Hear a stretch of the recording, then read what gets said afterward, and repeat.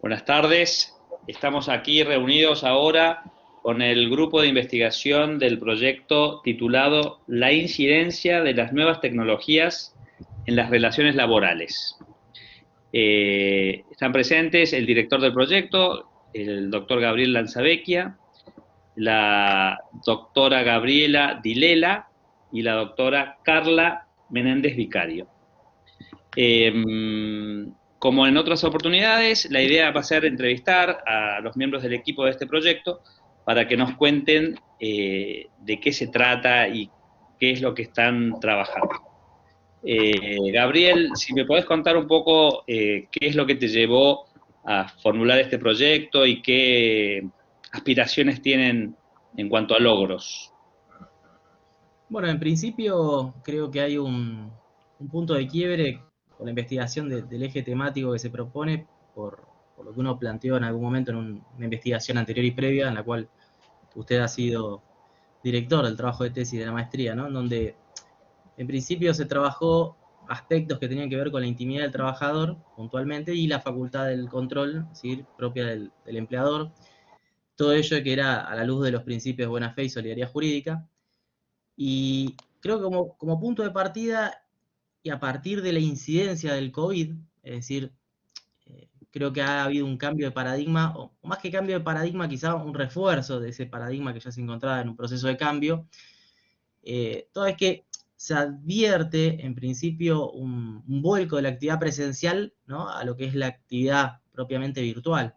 Es decir, el mundo del trabajo vio a partir del impacto, ¿no?, del aceleramiento que produjo el COVID, ciertas cuestiones que se estaban trabajando, quizás en diversos espacios teóricos, académicos, ¿no?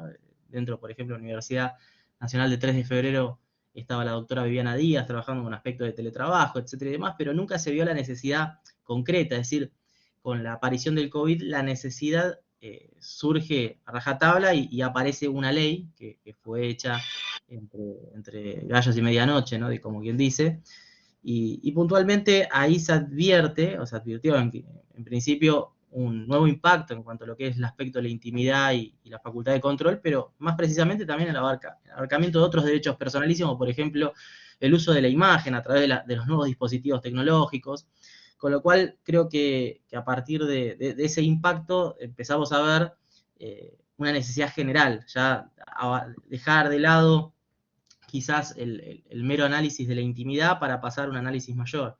Es decir, cómo esto, cómo este proceso de la aparición de las nuevas tecnologías ha generado, digamos, un nuevo concepto del trabajo en sí.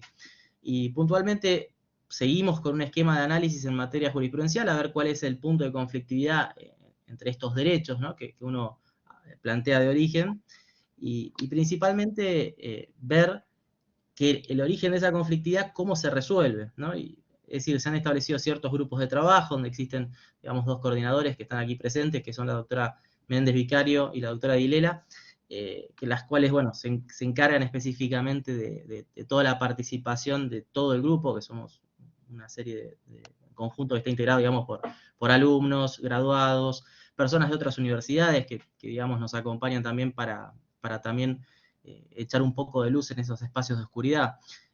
Creo que bueno, el trabajo en sí es muy interesante porque nos ponemos a analizar las implicancias y los alcances de todo este paradigma naciente, y en cierta medida creo que no hay un punto, eso ya es una opinión personal, no creo que no hay ninguna norma específica, salvo en la 27.555, que es la ley de teletrabajo, que estableció en su artículo 16 ciertos aspectos que tienen que ver con la intimidad, por ejemplo, pero aún necesitamos un andamiaje jurídico mayor.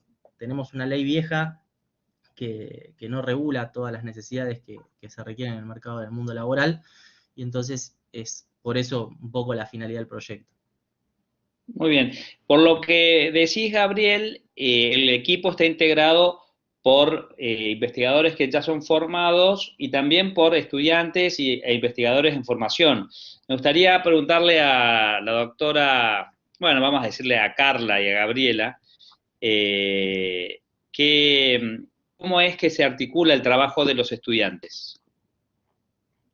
Bueno, lo que hicimos acá con la doctora Lera fue diagramar diferentes grupos de trabajo para que en primera medida, como primera consigna, Ah, se le cortó. Se cortó. Se cortó un momento, Carla. Carla, se te cortó No se la... escucha, pero A ver si puedo la podés... continuar.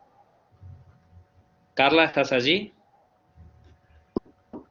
No. A ver ahí si puedes hablar. No, no se te escucha. No, tampoco. Tal vez tengas que salir y volver a entrar, por favor. Si querés continuar con lo que estaba diciendo, Gabriela, por favor.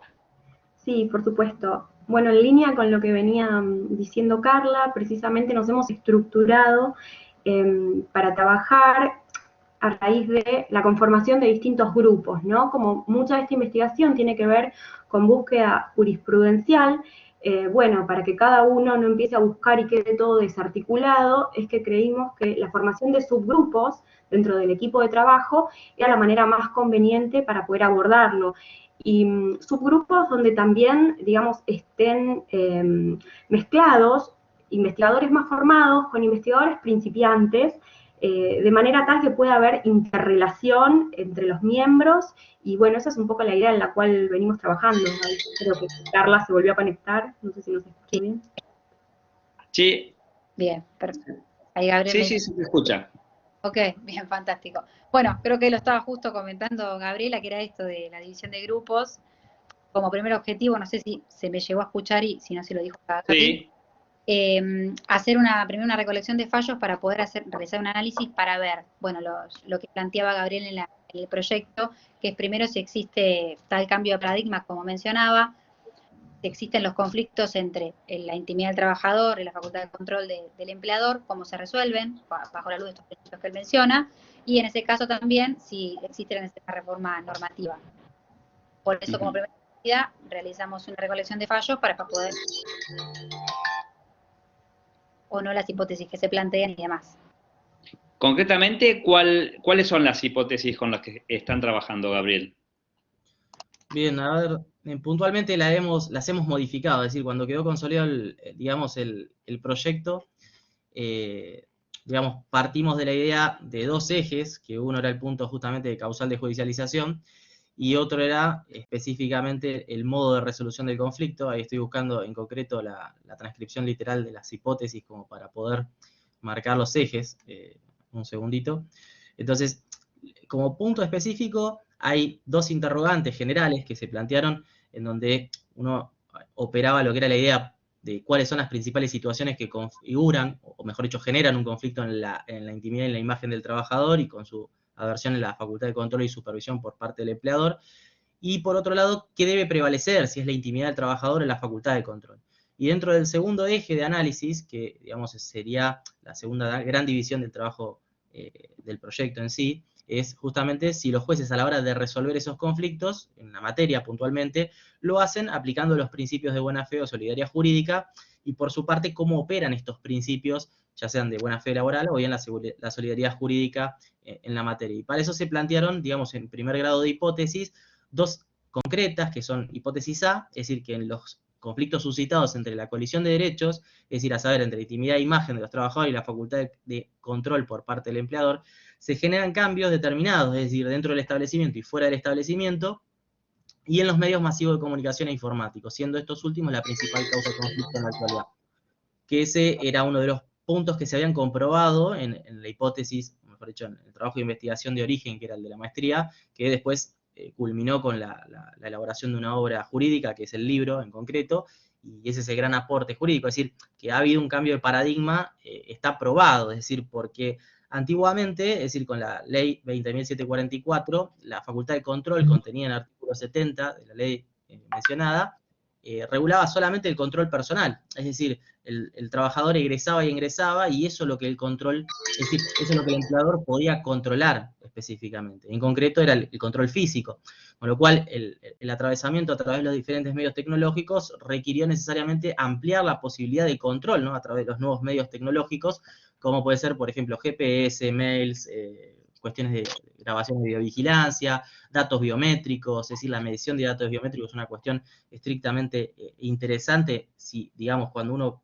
controla el ingreso y el egreso, si tiene derecho a requerirle eso al trabajador y si hay alguna modalidad eventual o complementaria como para que el trabajador no tenga que estar obligado a dar esos datos específicamente, ¿no? Que es la medición de rostro, etcétera y demás.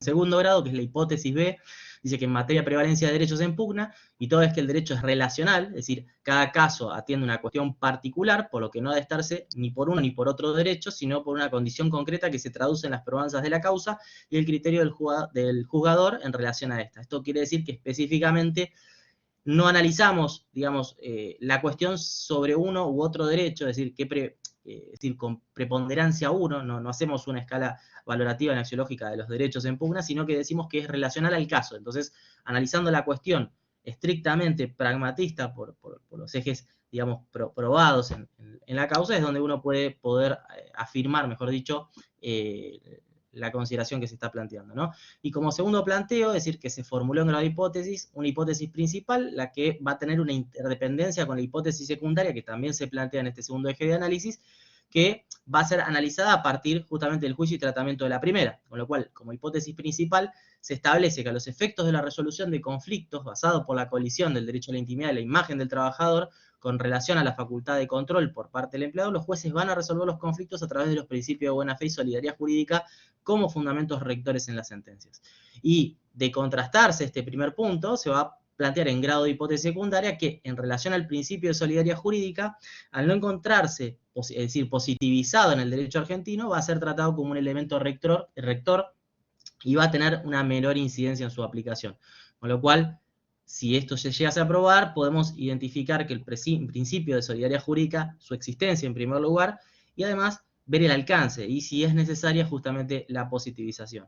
En base a eso se plantearon, obviamente, los objetivos generales y particulares, que fueron, obviamente, esquemáticos para poder tener un lineamiento o un horizonte para poder trabajar, que es básicamente lo que estamos desarrollando actualmente. Muy interesante. No sé si quieren agregar algo, Carla y Gabriela. Si no, les voy a preguntar sobre este marco teórico que entiendo que integra el análisis, que es el de la buena fe y solidaridad. Pero respecto de lo que dijo Gabriel, si quieren agregar algo, o veo que también se ha agregado a la reunión Guillermo Penice, si quiere aportar algo. ¿Carla o Gabriela? No, creo que quedó muy claro lo que dijo Gabriel en referencia a las hipótesis principal y secundaria, como manera para, bueno, tratar de dar alguna respuesta al problema que hemos planteado para este proyecto de investigación, así que nada más que agregar. Muy bien. Y respecto del marco teórico de buena fe y solidaridad, ¿ya lo han utilizado en alguna otra oportunidad? ¿Es algo que está socializado entre todos los miembros del equipo? ¿Cómo lo han trabajado eso? Si la pregunta es para mí, puntualmente el marco teórico de la buena fe, y ahí quiero que tenga un quiebre, ¿no? Porque en realidad entiendo que existen dos principios generales, que son el de buena fe y solidaridad jurídica, pero a lo largo de muchas investigaciones que hemos hecho y que he compartido con la oportunidad de compartir con vos principalmente, estoy en una especie de grieta teórica o grieta filosófica, si realmente existen como principios independientes o si forman parte de un principio único, como si fuesen un esquema de buena fe o principio de solidaridad, o principio de buena fe solidaridad, quisiera llamarlo, ¿no? Estoy, digamos, en esa idea. Puntualmente, las dos coordinadoras también tienen, digamos, los esquemas, porque tanto Carla como Gabriela han utilizado los esquemas teóricos como para poder abarcar los marcos, digamos, de sus tesis de maestría. Es decir, Gabriela recién se ha recibido, digamos, de magíster, y Carla está en camino a lo mismo. Bueno, y Guillermo también está trabajando su trabajo final de grado, ¿no? Él es alumno ya graduado, en realidad no graduado, sino pendiente de tesis, y está trabajando específicamente esos esquemas teóricos también. Muy bien. Ese proceso que están advirtiendo ustedes, también lo estamos viendo con el doctor Córdoba, que es el que impulsa este tipo de pensamiento y de ideas, en el sentido de que si uno toma a fondo las implicancias de el obrar de buena fe, necesariamente tiene que incorporar la actitud solidaria, ¿no? Entonces, parecería en todo lo que, todos los estudios que estamos realizando, y veo que este también, que se verifica que son como coprincipios, que son coprincipios generales del derecho, que si llegaran a regir todo el sistema jurídico, se vería muy enriquecido el funcionamiento armónico de la sociedad, ¿no? Esa es la conclusión a la que estaríamos llegando. Y me alegra que este proyecto venga a abonar o no estas investigaciones.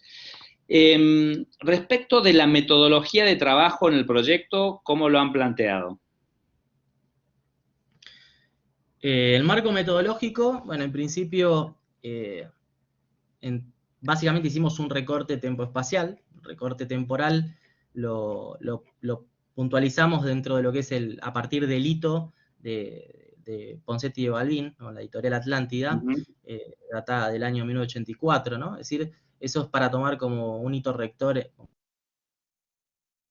consigo el estudio de lo que es la intimidad a partir de los análisis jurisprudenciales, hasta la actualidad, obviamente, y quizás se pueden hacer fraccionamientos temporales, ¿no? Como para ver los cambios. Esto también, digamos, está adunado al estudio que se hizo previamente en la tesis de maestría, en donde hoy también quizás es la base teórica para la tesis doctoral, que eso quizás es lo que no le mencioné cuando hablé del quiebre de esa fractura. Y puntualmente en el espacio, digamos, físico que se está analizando puntualmente, es las cámaras nacionales del trabajo. Digamos, el marco filosófico general que tiene este proyecto es de carácter pragmatista, por eso, digamos, los tópicos de investigación residen en la naturaleza práctica, y por eso nos volcamos al estudio digamos, de los fallos jurisprudenciales de las diversas cámaras, mejor dicho, y actualmente creo que tenemos digamos, una recolección de fallos de aproximadamente 40, 50, con lo cual después se van a empezar a hacer, digamos, los fraccionamientos temporales para poder establecer, digamos, criterios cualitativos, y después, obviamente, en análisis cuantitativo, ver la cantidad de fallos para poder probar cuestiones de las hipótesis que se han planteado. Básicamente eso. Creo que estamos en 50, ¿no, Carla, Gabriela? ¿Ahí me escuchan? Sí. Sí, aproximadamente entre 50 y 60. Muy bien. Entonces, y les pregunto a todos también, ¿ustedes piensan que tienen todos los elementos y recursos necesarios para poder llevar adelante esta investigación satisfactoriamente, o estarían necesitando algo que por el momento no cuentan? Los recursos humanos están. Tenemos gente formada, gente que tiene ganas de trabajar y que sabe hacerlo. Materialmente estamos con todo lo que se necesita, ¿o hay algún recurso que falte? Puntualmente opino, ¿no? Es decir, como director, Sí. y me hago cargo de esto que digo, como bien dijiste, el recurso humano es quizá el recurso más valioso que tenemos nosotros como investigadores en nuestro país, ¿no? Quizá es el 100% de todas las investigaciones porque es puro corazón, ¿no? Digamos, de amor quizás al mundo del conocimiento, al mundo del derecho, que fue lo que elegimos cuando decidimos, ¿no?, aventurarnos en esta carrera y específicamente en la investigación. Cuando hablamos de recursos materiales, quizá también dentro de ese amor podemos impulsar dentro de nuestros propios bolsillos, digamos, ¿no? A nivel institucional nos han ayudado muchísimo los buscadores que nos han, digamos, presentado, pero la realidad es que la mayoría de los accesos que tenemos son porque nos han permitido las editoriales, a partir de que publicamos en las editoriales, poder acceder a esas bases, ¿no? Pero, y como recurso, la mayor limitación que tenemos creo que es el acceder puntualmente a espacios internacionales, ¿no?, de acceso a información, como por ejemplo en Italia, España, Francia. sería interesantísimo poder contar con esas herramientas como para ver cómo evoluciona el derecho en esos puntos y poder, digamos, llegar de una mejor manera a las respuestas que nos preguntamos cuando iniciamos todo esto, ¿no? Ujú. Bueno, este dato que me dan me sirve a mí como director del centro de poder ver si podemos facilitar algún tipo de estos accesos que solicitan como un aporte que haga el centro para poder llevar adelante este proyecto y otros que requieran de lo mismo. Ciertamente que cualquier análisis que se quiera hacer del derecho en este mundo globalizado y más en un tema que aborda cuestiones tecnológicas, necesariamente requiere la comparación con lo que está pasando en otros países, con las ideas que tienen en otros países y con las soluciones que se le fueron dando allí. Así que te agradezco que me digas esto para ver qué se puede hacer al respecto.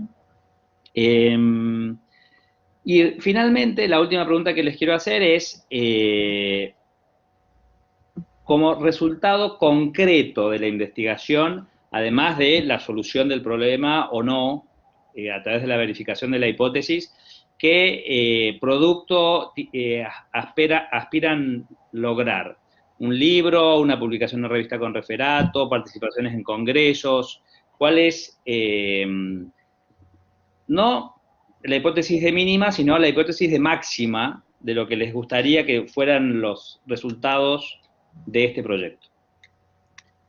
Conociendo el hambre de todos los investigadores con los que tengo el honor y agrado de trabajar, creo que todas las cosas que mencionás vamos a apuntar, ¿no? Congresos ya, incluso muchos están ya presentándose, ahora la doctora Dilela se presenta en un congreso de Derecho Romano a hablar justamente de aspectos contractuales, la doctora Menéndez también, las dos ya se presentan ahora en este Congreso Internacional, el Simposio Internacional de Derecho Romano, y van a llevar un poco las ideas que estamos investigando, la idea general también, más allá de probar, digamos, los aspectos mínimos del proyecto, la idea es gestar un libro que tenga el capítulo de cada uno de los investigadores, también obviamente artículos con referato, que eso también es uno de los puntos quizás materiales que por ahí por desconocimiento, por ahí por falta del acceso también a la información, de saber cuáles son las revistas con referato, que tendríamos que sentarnos a ver y analizar cuáles son las que admiten. Sé que, por ejemplo, la Universidad Católica Argentina tiene una de base constitucional, que se los había enviado a las chicas como para